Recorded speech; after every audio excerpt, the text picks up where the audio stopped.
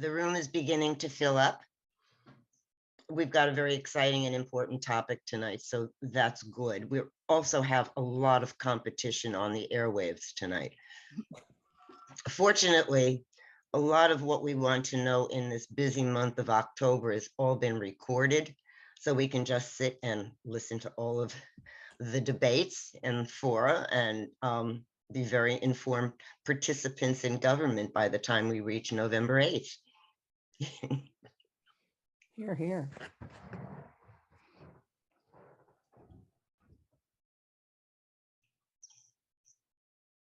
So give me a heads up when you want to start, Adrienne, because I need to start the recording. Okay, well, I see a minute left to go. So we'll open up at 7.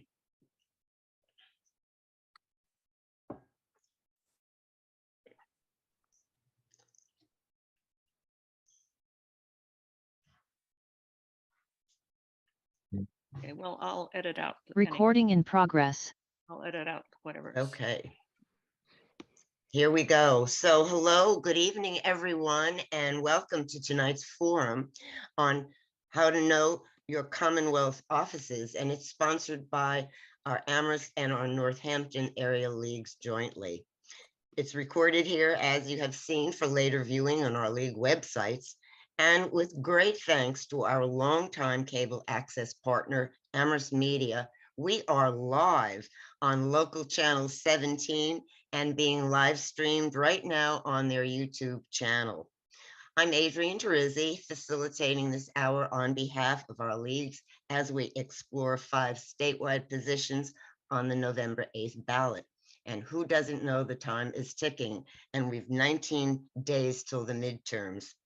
With hats off to the Massachusetts State Legislature for passing the Votes Act of 2022, these COVID-era election reforms, including expanded early voting, online, mail-in, and in-person options, have all been made permanent for primary and general elections.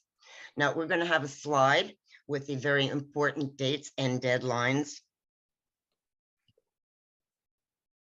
And with that slide, and you don't have to write these down because they will be in the chat at some point in time. So early voting begins this Saturday for a 2-week period, October 22nd, as you see, extended till November 4th. October 29th is an important last day to register deadline. November 1st is our deadline, applying for mail-in and absentee ballots. And on November 8th, Election Day, be at the polls between 7 and 8 p.m. So thank you for that slide, Kathy. But I'd like to say to anyone who might not be familiar with the League or our informational forums, our core value is our nonpartisan statement. We do not support or oppose any political party or candidate. However, we are a political organization, and with the exception of specific league leadership positions, individual members are encouraged to be active. Our founding core mission is our voting rights, voter information and education, and advocacy on our accepted public policy positions, as we did advocate for the Votes 2022 Act. And in fact, this year, our state and local leagues advocated on more than 100 pieces of legislation in our defined policy areas. But tonight, we get to tackle the roles and responsibilities of 5 Commonwealth offices. And Kathy, our Zoom host, is going to put that slide up for you. The positions which will be discussed tonight are going to be presented in order that you see on the slide. Each will be followed in turn by your questions. We'll begin with the Governor's Council, followed by your questions, and move through the list as you see. So what are we not covering tonight? We're not covering the governor's or the lieutenant governor's positions, but perhaps we'll have time at the end for those questions. We're also not covering the 4 referenda questions on the November state ballot, but we refer you to the Secretary of State Red Book and the sources that will come up on the next slide. The slide that you see provides links to the state ballot this slide refers you to the State League ballot question forums already conducted through other local chapters. Reference to our Amherst League's October newsletter and the State League's position on all of the ballot questions. Now, before I introduce Senator Stan Rosenberg, I want to bring in our Zoom host, Kathy Campbell, for some instructions. Okay, thank you. I just want to point out that it will be much easier for us to spot you and to call on you if you will use the electronic hand raise when you want to ask a question. If you're on a computer, it'll be on the meeting control bar under reactions. And it's not the clap hands, it's not a symbol, it's just a big button under reactions that says raise hand. And if you're on an iPad or an iOS system, I think you'll find it under more. It's someplace a little bit different, under more. Again, it's a raise hand option. And that's, so please use the electronic raise hand if you possibly can. Thank you. Thanks, Kathy. So we are ready to introduce our discussion leader tonight. I think there's none better. Stan Rosenberg is someone well known to us and certainly well versed on how state government works. Respected policy wonk in the state legislature, where he represented Amherst area for 27 years, chairing several election law committees and rising up through the ranks to hold several leadership posts, including majority leader, secretary pro tem, and 3 years as state Senate president. Stan is a proud graduate of UMass, a longtime Amherst resident, league member, and friend. I also hear he's a terrific cook. So welcome, Stan. We are so pleased to have you join us again tonight. Thank you very much, and I'm pleased to be with my fellow league members and others from the public who may have joined because they're curious about what each of these constitutional offices do as they consider who they're going to vote for. And as Adrian said, we're not going to touch on the governor, lieutenant governor. Hard to imagine there's anybody who doesn't really have a fix on who on these 2 positions and what they do, and on the candidates for governor, as we're only a few weeks away from election. So we're going to do the offices that are a little further down on the ballot that people don't necessarily all know. Some of you may be new to the state. Some of you may be a long time here in the state, but have just never paid attention to some of these offices. So I hope I can give you a little bit of information that'll help you understand these offices. So we're going to start with the Governor's Council, which is an antiquated body. In colonial days, the king appointed the governor, and in all but 1 colony, Massachusetts, all of the other colonies, the governor appointed the Governor's Council, and the Governor's Council was the closest thing to what we would think of now as a legislative body, but they were in the tank, as we used to say in Boston, because they were picked by the they were picked by the governor. Excuse me, they were picked by the crown on the recommendations of the governor. Well, Massachusetts being Massachusetts, we were the first to start actually electing our Governor's Council, and the Governor's Council was the only elected body. And then we had the House of Representatives, and the House of Representatives was locally elected people. And then eventually Massachusetts decided to become a bicameral legislative state.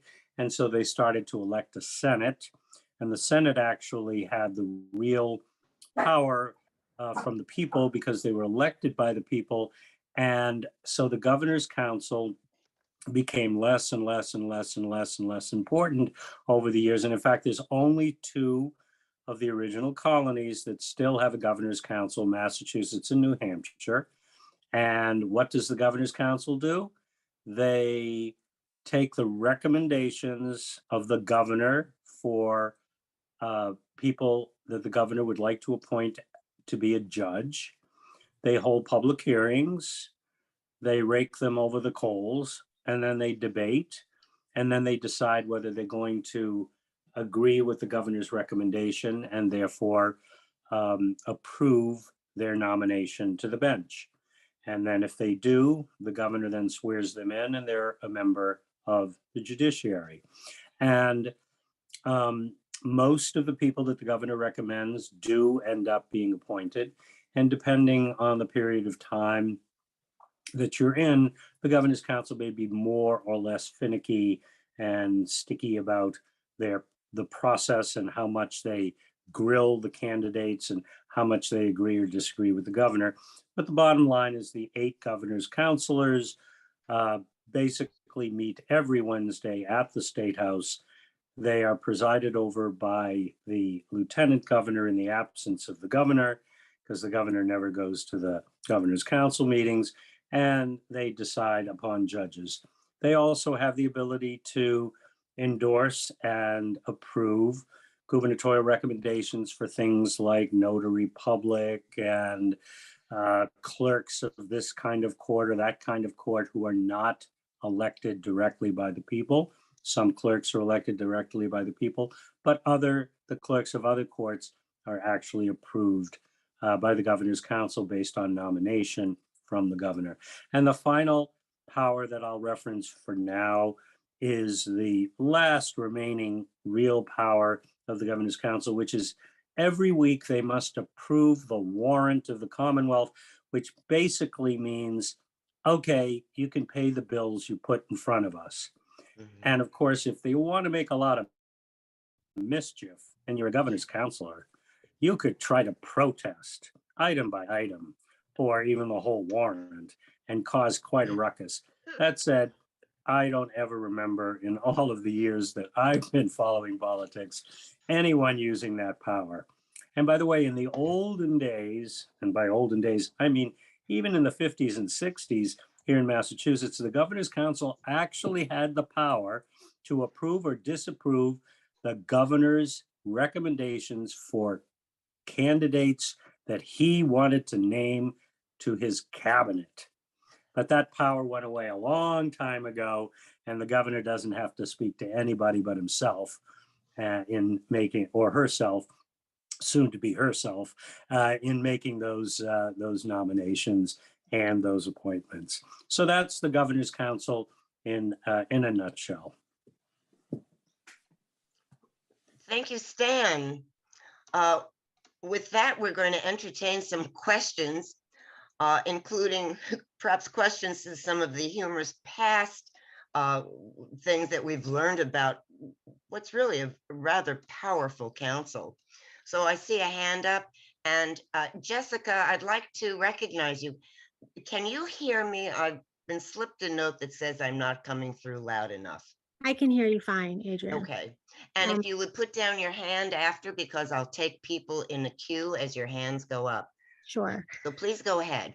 Okay. I was just wondering if we could have some sort of compare and contrast. So you say that Massachusetts and New Hampshire are the only ones that have a governor's council. In other states, what is the model? Are they just the populace is electing the judges, or what are some other models that we can compare it to? Thank you. In many states, judges are elected directly by the people. And a lot of folks say, boy, that's rife for politics. And is that really a good way to choose judges who are going to sit in judgment of people in their community? Well, a significant number of states do that. In other states, like our US Senate, the Senate is the confirming body of judges based on the nominations of the governor. Thank you for your question, Jessica, and your response here, Stan. Any other hands? Well, let me ask a question that came into us, Stan. There are 8 counselors or 8 districts. Can you explain a little bit about that, please? A councilor district under the current scheme, it's 4 Senate districts combined, and they have to be contiguous. So if you think about Western Massachusetts, we have Berkshire, Franklin, Hampshire, and Hampden counties are all contiguous counties. Those happen to be in one governor's council district. I don't remember the number of the district, but that's the district that we're part of, and it's those 4 counties. And then you go a little further east, and now you've got Worcester. Mhm. But if you think about Worcester, Worcester County's probably got 3 or maybe close to 4 senators in that county alone Mhm. because of the size of the population. Mhm. And so it's the Worcester County plus a little bit of, let's say, Middlesex County and whatever. So the point is, it's 4 Senate districts combined. Well, thank you for that explanation. I do not see any other hands. So shall we, if you think of something as we go through the other positions, we can entertain those questions at the end. So Stan, let's move on to the state auditor's position. State auditor's position is extremely important to us right now because it's probably the most contested and dynamic race among the constitutional officers.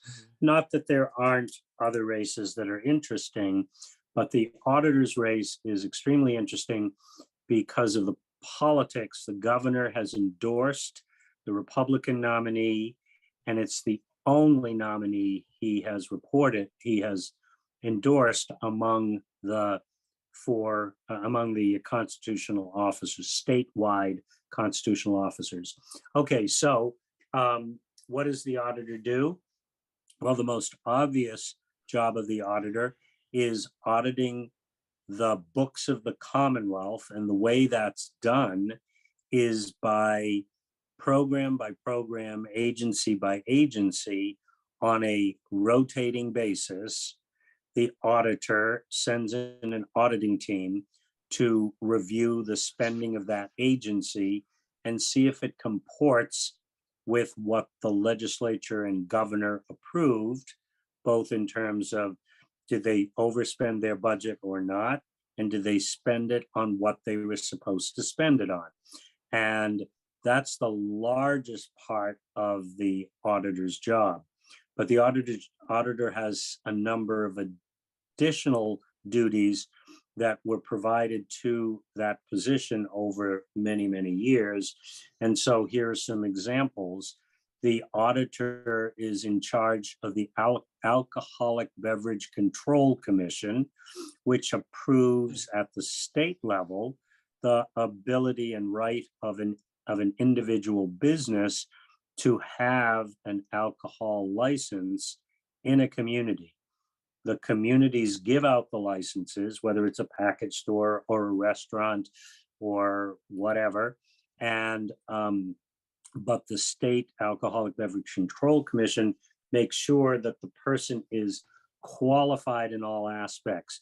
Have they paid their taxes? Do they have any kind of criminal background that might compromise their ability to be an upstanding holder of a license in the community?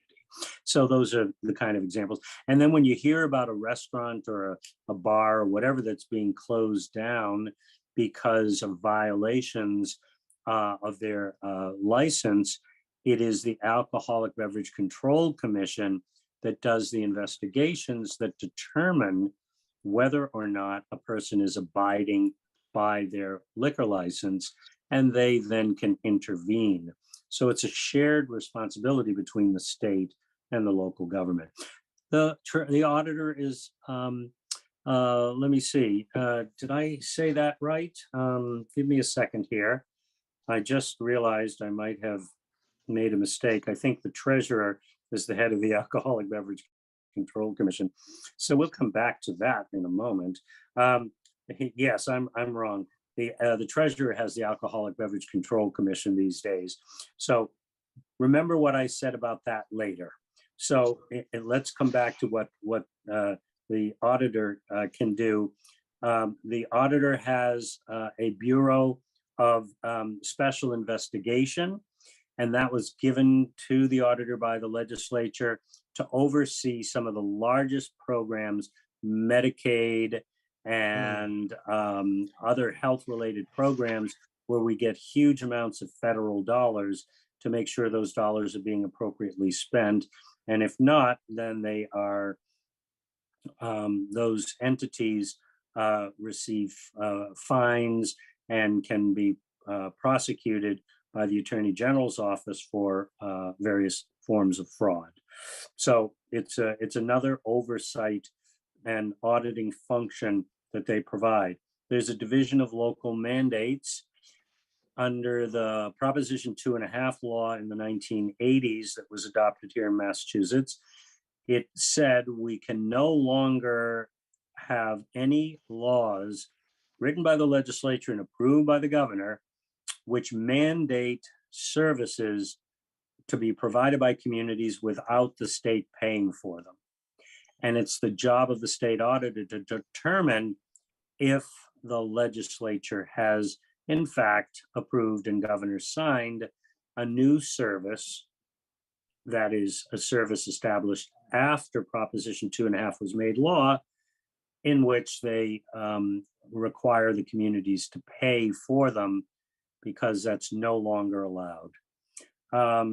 There's also responsibility for providing oversight for borrowing by local cities and towns under certain circumstances. They have to go to the state auditor and get permission to issue bonds under certain circumstances. It's a pretty bureaucratic system that's not worth drilling down on, but suffice it to say that they basically have to come to the auditor and the auditor will determine whether or not it's a justifiable expenditure using debt service, borrowing money for it. And then the final one that I'll comment on is the so-called Pacheco law that says if you want to privatize a public service, you have to demonstrate that you can save money by privatizing it rather than having it continued to be delivered by public employees. And so a petition gets filed with the auditor and the auditor makes the decision whether or not it's going to save money. And if it's going to save money, the auditor approves it and it moves forward. If the auditor says it's not going to save money, then it cannot be moved forward. And that's the auditor's office. Thank you, Stan. Not seeing any hands right now. Oh, Bonnie, I did see your hand go up, and then we'll take Martha's question. Please go ahead, Bonnie. Thank you for being here, Stan. This is really helpful. My question is two parts. One is, it sounds like this is a pretty technical kind of position.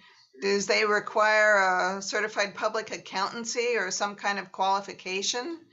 And the second question is, since I saw there's 5 people actually running for state auditor, why would this attract so much attention? Well, first, the question of, do you have to be a CPA? No, just like you don't have to be an executive to run for governor. You hire people around you who have the additional skills that you do not have to make sure you round out your team. And why would so many people run for this office? Because it's obscure. Most people don't know about it. It pays pretty well. You get a free parking space at the State House. And you end up, it ends up being a career builder for you. You could run for higher office. you can do very well in the private sector after you leave public office. That said, I'm being a little bit jocular about it, but it's a serious responsibility to ensure that our tax dollars are being spent appropriately. Thank you, Stan. Martha, go ahead, please.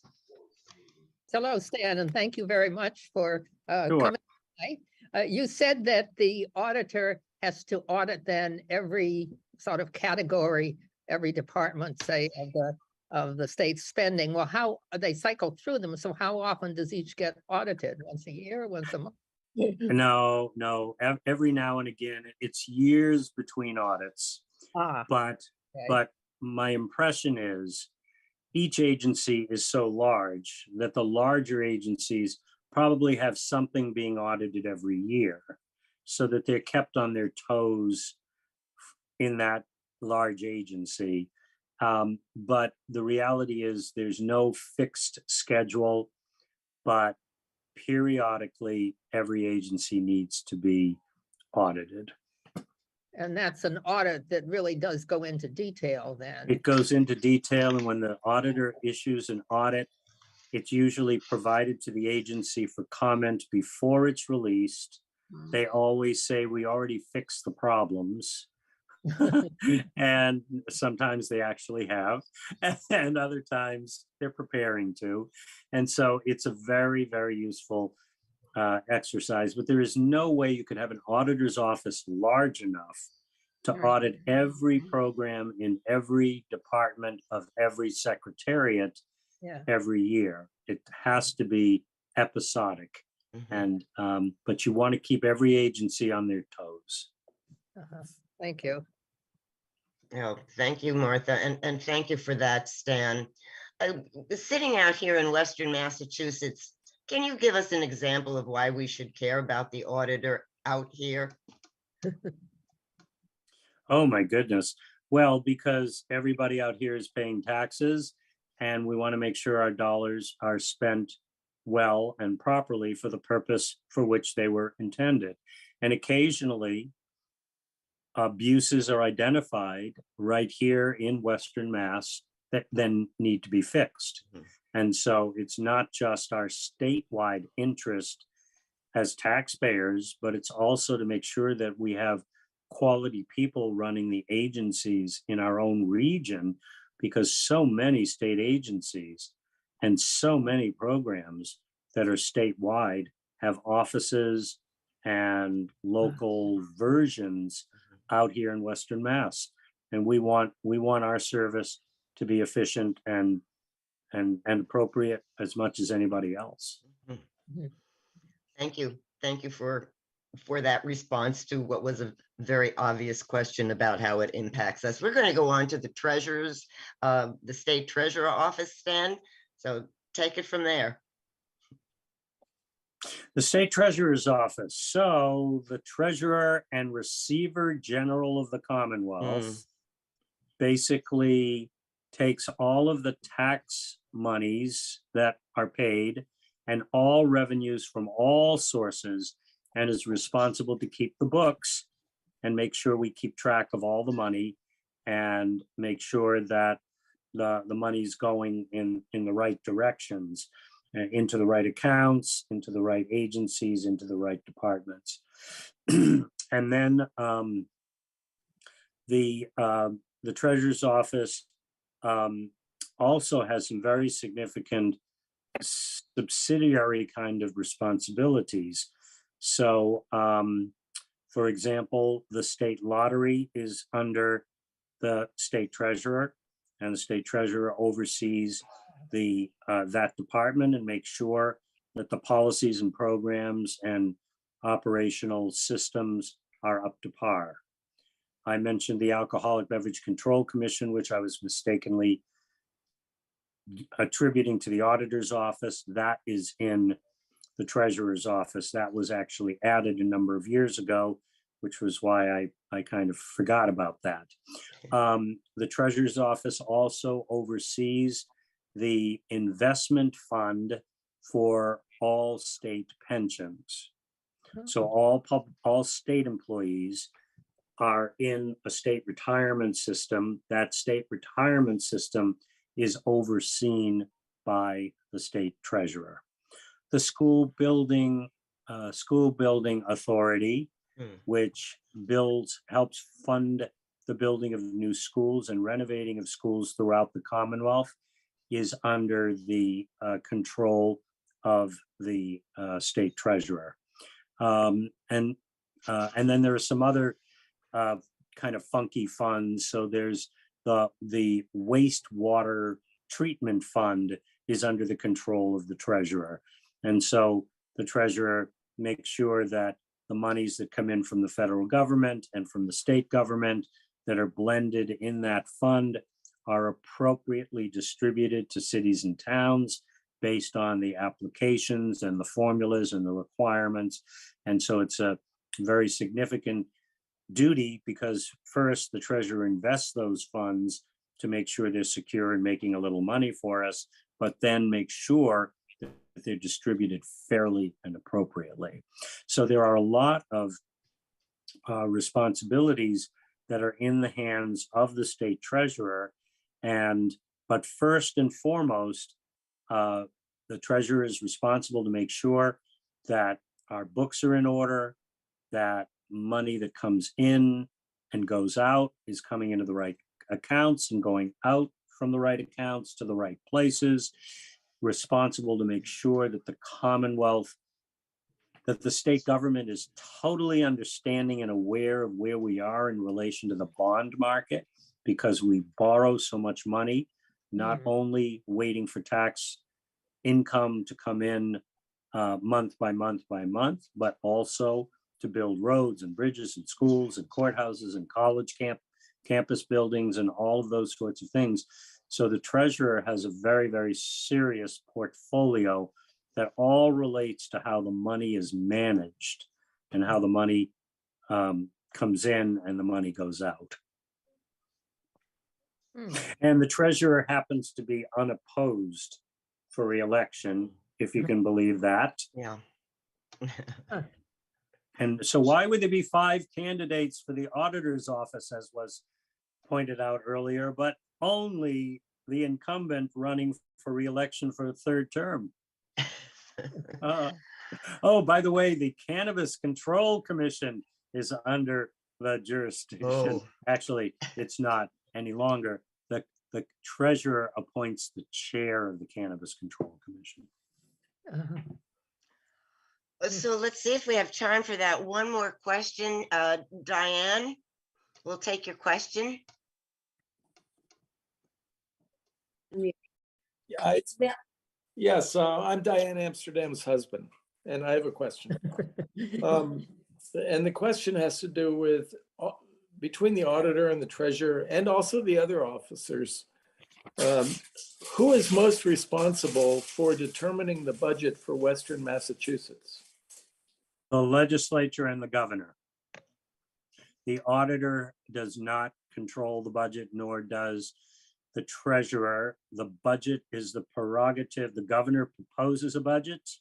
The legislature considers and disposes of the budget by sending back their version following an exhaustive budget process. The governor then may veto certain items of the budget. He may send certain items, he or she may send certain items back for amendment. And the rest the governor signs. And at that point, it becomes totally the responsibility of the executive to oversee that spending. The auditor makes sure that the governor's agencies spend the money properly. The treasurer makes sure that the money flows to the right agencies. Thank you. Thank you, Stan. And just a moment before we move on to the Secretary of State, through our YouTube live streaming, I would just like Emily to know that we're going to get to your question that you posed at the end of the Attorney General's, which is the last discussion by Stan of the night. Okay, so hang in there, Emily, with us, and anyone else that's posted a question on YouTube. So let's go right into the Secretary of State office, Stan. Secretary of State is the chief elections officer for the Commonwealth, and in all 50 states, the Secretary of State is the chief election officer. And in the Commonwealth of Massachusetts, a series of other responsibilities are given to the Secretary of State. All corporations must register with the Secretary of State and receive their validation that they are a corporation registered in the Commonwealth, duly empowered to do business in the Commonwealth. And that's whether it's a for-profit or a not-for-profit. The Secretary of State has regulatory responsibility with regard to securities and other financial matters that are not within the direct jurisdiction of, let's say, the banking commissioner or the insurance commissioner. So it shares, the Secretary of State's office shares some significant responsibilities with regard to ensuring that the corporations that are engaged in financial services in the Commonwealth, registered through the Secretary of State's office, are behaving appropriately and consistent with the rules and regulations here in the Commonwealth. So while the regulatory agencies may have rate setting and other forms of oversight for insurance and banking and those sorts of things, the Secretary of State's office has a very important set of functions that not only relates to requiring registration, so everybody knows who's doing business in the Commonwealth, but then has certain amount of reach to be able to point out to the Attorney General, and has even some of his or her own as Secretary of State jurisdiction for holding corporate entities accountable for their behavior in the marketplace. It's a very interesting set of responsibilities. And so I would say those are the major responsibilities for the Secretary of State. But above all, it's running honest, reliable, fair elections in the Commonwealth, working with all of the city and town clerks across the Commonwealth to ensure that voters can register, that voters can vote, that votes are counted fairly and accurately and reported fairly and accurately, and then participating in certifying the election of state level officials. The local clerks certify the election of local officials, but the legislature, the Congress, the US Senate, the constitutional officers, the Secretary of State plays a significant role in certifying that they were duly elected and reports this to the legislature. And then when the legislature counts the votes, theoretically counts the votes. In the old days, they did count the votes. Now it's a kind of a rubber stamp process, just certifying and validating the Secretary of State's work that the election was, the results of the election were fairly reported, and an individual for each office was duly elected. So that's pretty much what the Secretary of State does. And yeah, our current Secretary of State's been in place for, I think, 6 terms already, which makes it 24 years. Thank you for that, Stan. Secretary of State during this year, this midterm year, has become fundamentally one of the most critical of all of the positions, and perhaps of many of the positions nationwide. But let me go to Kathy's question. I was wondering, does the state of Massachusetts have any audit program to, sample by counties or by precincts and do some auditing? To the best of my knowledge, we do not at this time. There is a process for requesting a recount, which is a form of auditing. It's not exactly what you mean. I know what you mean by an audit. but it's a form of audit. But we do not right now. There was legislation pending, and I do not believe that any legislation has been approved. I was chair of the Election Laws Committee for a period of time, and we did consider that in a very earlier time, and then again about 10 years ago. But we ended up not going in that direction. Thank you. Thank you, Stan. Thank you, Kathy. Any other questions for Stan on the Secretary of State, or shall we move on? Seeing none. Stan, would you like to take a second and get a drink of water? How are you doing? I'm good. I'm good. Okay. No, when I'm ready, when I'm finished and ready for a true sip, it won't be water. I know. Okay, so what I would like to do is show this booklet. We fondly refer to it as the Red Book, and it should be in each and every one of our homes. So let's go ahead, Stan, tackle the Attorney General's office. So the Attorney General's office, that is the office that is the Commonwealth's attorney. And the Attorney General, it doesn't mean that the Attorney General represents each of us with our legal concerns, but it does mean that the Attorney General is responsible for defending the laws and rules and regulations which are approved by the Massachusetts government. And the Attorney General can undertake that using attorneys in his or her office, or by naming special attorneys or prosecutors from the legal community, depending upon the circumstances. So anytime a state agency is sued by an agency, by somebody, the Attorney General's office is approached by that agency to represent them.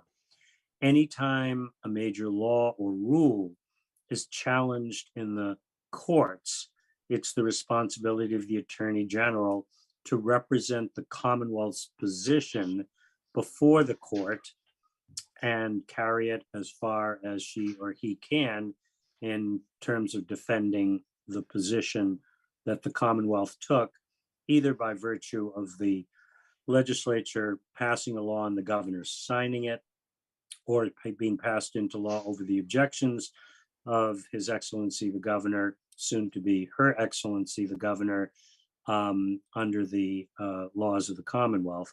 And I know that was a partisan statement. I apologize.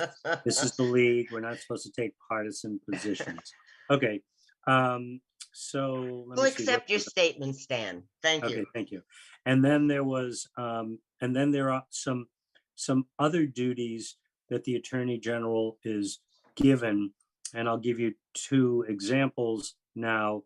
The Attorney General may set up programs that are not necessarily directed by the legislature or the governor, but will fall within the purview. So, for example, for many decades now, the Attorney General's office has had a robust consumer protection division, and people can call the Attorney General's office and say, I think I'm being scammed. The Attorney General office can research it, find that somebody is actually scamming people in the Commonwealth, and then take them to court in order to stop them from abusing consumers. There's another division that has been popularly used for decades, where the Attorney General has established many years ago, and Attorney General established, and the following Attorney Generals kept going, and that was an energy office that would review rate cases on behalf of the people of the Commonwealth so that if utilities were trying to gouge people, they would go before the Department of Public Utilities on behalf of the people to say, this rate increase is unreasonable, it's unfair, it's Mhm. too much. And very often they've been able to get the Department of Public Utilities to investigate thoroughly enough that they would also come to the agreement and finding that it was exaggerated and therefore was unfair to the consumers.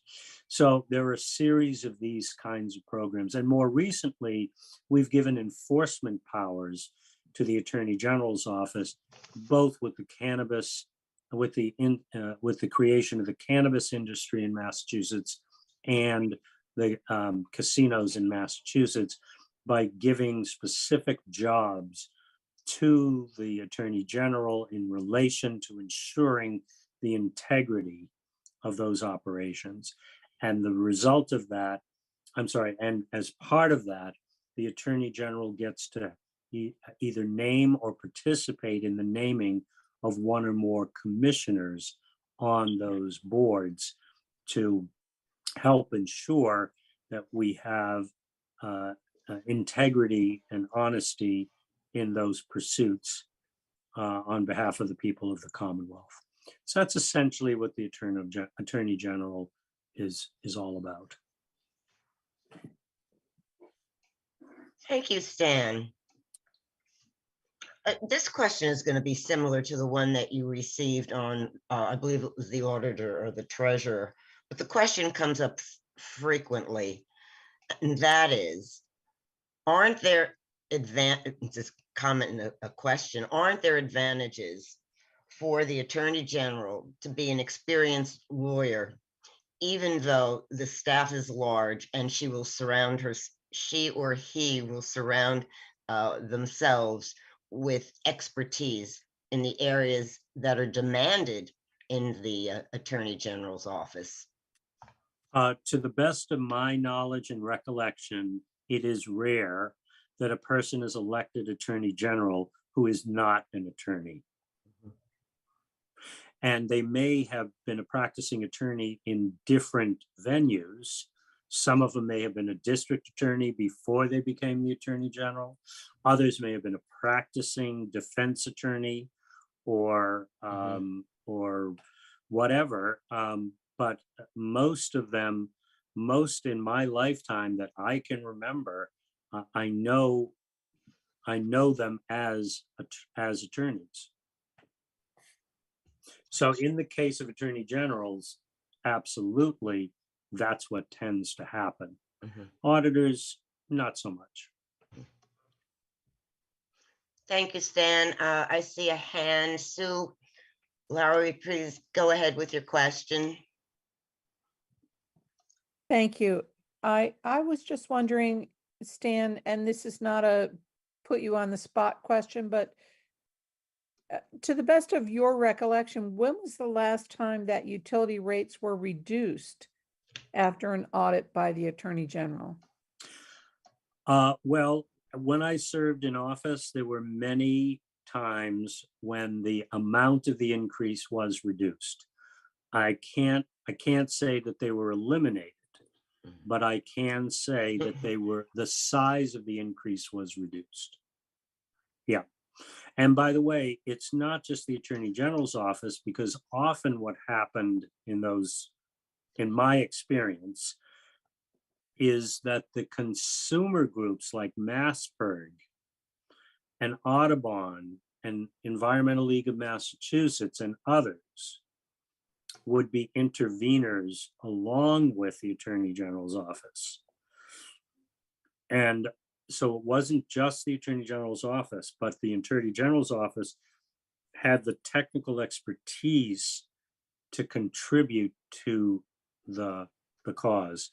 And I would say that in most of my time when I was involved in rate cases, it was MassPIRG and the Attorney General's office working hand in glove, because I would talk to both the Attorney General's energy person and the MassPIRG energy person And I'd figure out by talking to both of them what the story was and figure out where this was heading. And it was both were very effective. Thank you. You're welcome. If there is a pause here for a second, it's been bothering me that I need to correct something that I said incorrectly earlier, all the way back to the Governor's Council, because if you do the math, if there are 8 districts Mhm. and 4 Senate districts per Governor's Council district, you end up with 32 Senate districts. There are 40. So it's 5 Senate districts constitute 1 Governor's Council district. And the reason my math was wrong is because I was remembering back when I did redistricting and there were 10 districts, each of which had 4 Senate districts. But there are now only 8 Governor's Council districts and each have 5 Senate districts. Well, we'll absolutely give you a pass on that, Stan. You served as the chair in the 2010 as well as the earlier redistricting, and you came and helped us out when we did a league forum on the 2020 redistricting. So Yeah. it's an easy error to make, and you are more than excused. We have now noted 5 Senate districts. All right, thank you. And make a note of this, and make a note that I made 2 mistakes tonight, so that if anybody ever says Stan never makes a mistake, you can correct them and tell them, I saw him make 2 mistakes in 1 hour. Stan, I'm going to ask a follow-up. We're going to be getting to additional questions, but if I may take a point of personal privilege here. Obviously, The there are lady will many. state her point of personal privilege. Okay. Quite obviously, there among these state offices, there's a good deal of collaborative work because of shared state policies and even laws. Can you give us one or two of the most obvious that I may have missed throughout this past 15 minutes or so? Because I'm sure you've worked with all, if not most. Well, the state treasurer, and we didn't discuss the governor's office, but the state treasurer and the governor's office have to work very, very closely together to manage the state finances. Okay. Because the governor is responsible for spending the money appropriately. The governor has to know constantly where we are in money in the bank, money due us, when the money is likely to come in, and things of that nature. So there would be one very obvious situation. Well, thank you, Stan. We've covered those 5 positions. And what I would like to do to start off any additional questions that people may have thought of is the one that came in on the did I say the YouTube streaming? And it goes back to the Governor's Council, as a matter of fact. Emily Evans, if you're listening, I hope you still are. We're going to ask Stan to respond to your question. She asks, has there been any initiative to have judges elected by the people in Massachusetts instead of using the current legacy process? So in the 40 years that I've been paying attention, no one has filed legislation that I am aware of to have judges elected. But there has been a constitutional amendment filed virtually every session to eliminate the governor's council. If you eliminate the governor's council, you must replace it with something. But no one has filed legislation to say by what method would we replace the governor's council as relates to the appointment of, as relates to the selection of judges. And at that point, if the governor's council were to be eliminated, that would open up the debate as to whether we would follow the path of electing judges versus allowing a legislative body to appoint judges. Mhm. And some states, as I said, do elections, and other states have a legislative body. Most of them use the Senate, but some use the House, and some use a joint committee, Mhm. Mhm. a joint legislative committee, I should say. Thank you. Thank you again, Stan. Any further thoughts from our attendees? Well, there've been some terrific questions. I think you give yourself a Oh. round of applause. Kathy, did I hear you? Somebody's hand is back up. So before we give yourselves a round of applause, it's Mr. Anderson. Please go ahead. You can unmute yourself if you've got a question. Can I just step in first since I was before them? Yes. Oh, Sue, did I miss your hand? You did, but I forgive you That's always. a big mistake. I'm so No, sorry. no, no. Please go right ahead. I just have a question about the practical implications of the governor's council. When I read about them, I heard they were also responsible for pardons and commutations of sentences. Yes, thank you. And I'm curious as to what you've witnessed in terms of the practical implications of that. Thank you for reminding us that they do have the power to confirm the governor's pardons and commutations. They are rare, but they do happen, and they usually happen toward the end of a governor's term in office. And so, they become very, very hot political topic at the time, because many governor's counselors will try to stay in office beyond the term of the governor, but the governor is using his or her exit as the opportunity to right what they consider to be either some injustices or to provide societal forgiveness as having been earned by a particular individual or group of individuals. So it's a very political process. Thank you. Sorry about that, Sue. Great question. Yes, the one who's raised his hand, I beg your pardon. I called you Mr. Anderson. Yeah, I'm Michael Child. So, Stan, thank you for all your service over many years.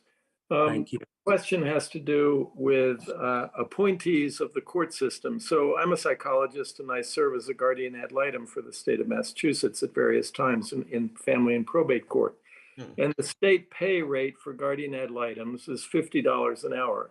The state pay rate for attorneys who serve as category F guardian and ad litem is $40 an hour. And is there a procedure to have those rates raised? How does one go about that? Yeah, that requires action by the legislature in coordination with the governor and the court system. And these pay rates for various offices of people who serve in the courts, very vital functions, some of them as public employees, some of them under contract.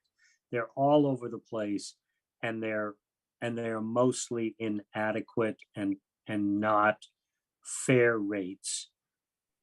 It really requires the enormous generosity of heart by the people who are doing this work. And I witnessed repeated attempts and was a part of repeated attempts to try to fix some of these rates. And it's extremely difficult to do because these are people who are kind of out of sight, out of mind. So, yeah. Yeah. Would the place for me to start is with my local representative? You start with your legislator. And if you have, some of these groups have organizations, and Yes. you combine, you create power by joining in force with others, and together identify champions in the legislature and work to try to achieve some parity, some equity, some reasonable compensation. And it works best when you have a large enough coalition and when you have a multi-year plan, so that you can grow incrementally rather than try to close the gap too quickly. Thank you very much. Thank you. And thank you. And we are running out of time, so I'm not going to be able to entertain another question. Stan, do you want to leave us with a final comment? You've got the last word, if we can do that, and then we can come to a close for the evening. After a Vote few early, comments. vote early, and vote often, but only once per election. Thank you. Round of applause for Stan, and a round of applause for yourselves, attendees. Some terrific questions tonight. And thank you, Stan, for helping us have an hour so well spent. It's been assistive and informative. And on behalf of us all, thank you for your enormous service to not only our region, but to the state during your long tenure. I'm going to have to go very quickly because I've got to get in the following. I want to thank the Forum Planning Committee, Bonnie, Sue, Kathy, the two Sues, Jessica, and Lou, and Amherst Media, and Alexa. A reminder that member dues are due, and if you're not a member, come and join us. Please fill in the short survey that's at the end of this session before you close your window. And I'll just repeat what we can't hear too often, and what Stan just left us with, those important words: vote, and not only vote, take someone to the polls with you. Thank you all. Thank you for joining us tonight, and good night. Bye-bye. Bye-bye, Pat.